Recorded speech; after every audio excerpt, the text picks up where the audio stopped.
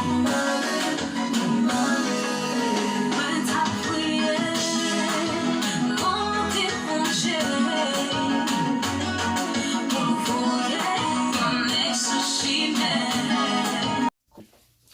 guys, welcome back to channel lan. So, deja konen nou pa mse Marianne. Hey Jachou. So, nou lise Elisha.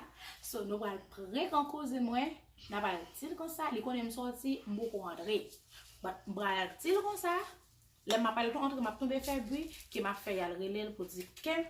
Yo ma pou relel vini, ma di petit millionnaire. Man, this prank about to be lit. Make sure you guys like and comment and subscribe on this video.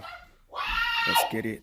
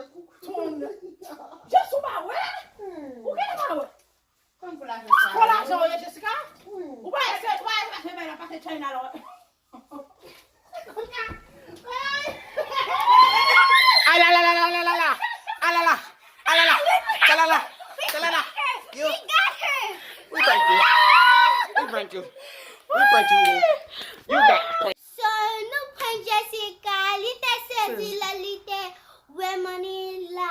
Li kon son bon l'argent ke yo ye. Li di, kono chou pa kay sa? Li sezi. E pi da se fek l'argent. Li reme l'argent. Yak se nou pral. Ye, sa se ti mami. Aye ti, aye yon nan ti myo. Na wala sezi wè ti artist sa la. Na pwede pou li chak jou. Se wè.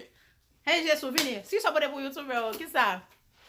On me tellement saisi les moi l'argent, tellement qu'on fait waouh, me dit ouais, me connaît dans caille là. Attendez. Il te dit hier, on va contre lui même. Jodi a on point red, tout red. Hey, tout red. Tim Chabi, tout red. Nou